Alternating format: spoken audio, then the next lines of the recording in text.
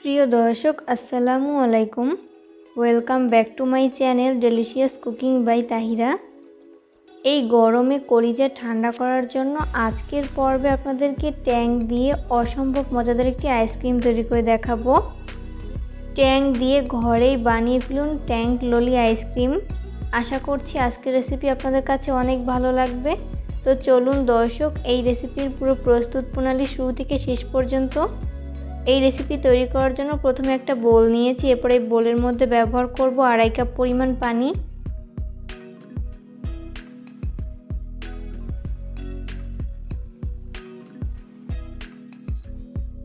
আড়াই কাপ পানির জন্য আমি এখানে 6 টেবিল চামচ পরিমাণ চিনি ব্যবহার করছি।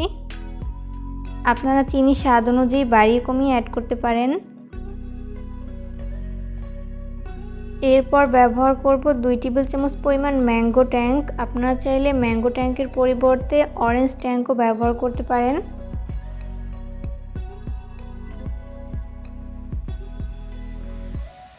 এরপর একটা চামচের সাহায্যে এই উপকরণগুলোকে খুব ভালো মতো মিশিয়ে নিব। আর এই উপকরণগুলোকে ততক্ষণ মিশিয়ে নিব যতক্ষণ না পর্যন্ত চিনি খুব ভালো মতো গলে মিশে যায়।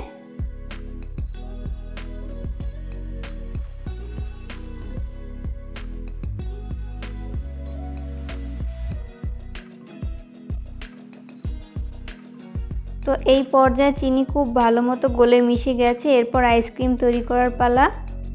আইসক্রিমগুলো তৈরি করার জন্য আমি এখানে আইসক্রিম মোল্ড নিয়েছি। আপনারা চাইলে চা বা কফির কাপেও আইসক্রিমগুলো তৈরি করতে পারেন। এরপর অল্প অল্প করে মিশ্রণ নিয়ে আমি এভাবে মোল্ডের মধ্যে ঢেলে নিচ্ছি।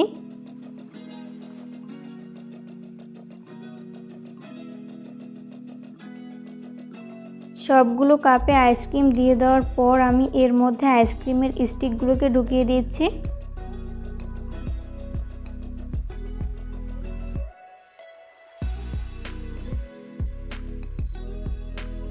এরপর এই আইসক্রিমের মোল্ডটিকে আমি 12 ঘন্টার জন্য ডিপ ফ্রিজে রেখে দিব।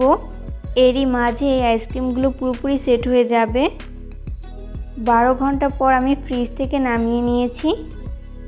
এরপর একটা পাত্রে আমি পর্যাপ্ত পরিমাণ পানি দিয়ে এরপর এই আইসক্রিমের মোল্ডটাকে বসিয়ে দিয়েছি। এতে করে ইজিলি আইসক্রিমগুলো বের করতে সুবিধা হবে। অবশ্যই এই টিপসটি ফলো করতে হবে, তা না হলে কিন্তু আইসক্রিম ভিতরে ঢুকে থাকবে আর স্টিকটা হাতে আসবে। তো এই পর্যায়ে আমার সবগুলো আইসক্রিম মোল্ড আউট করে নেওয়া হয়েছে। এগুলোকে আমি একটা প্লেটে তুলে নিয়েছি। চেষ্টা করেছি রেসিপিটি সহজভাবে শেয়ার করতে। আশা করছি বরাবরের মতো আমার আজকের রেসিপি আপনাদের কাছে অনেক ভালো লেগেছে। মাত্র 2টা উপকরণ দিয়ে ঝটপট এইভাবে আইসক্রিম তৈরি করে কিন্তু পুরো পরিবারের মন জয় করে নিতে পারবেন। এই গরমে কলিজা ঠান্ডা করার জন্য এই আইসক্রিম খেয়ে কিন্তু সবাই অনেক বেশি তৃপ্তি পাবে। কেমন লাগলো আমার আজকের রেসিপিটা অবশ্যই কমেন্ট করে জানাবেন। রেসিপি ফলো করে কিন্তু অবশ্যই বাসায় ট্রাই করবেন। পরবর্তী রেসিপি দেখার আমন্ত্রণ জানিয়ে আজকের মতো এখানেই বিদায় নিচ্ছি। সবাই অনেক বেশি ভালো থাকবেন। আল্লাহ হাফেজ।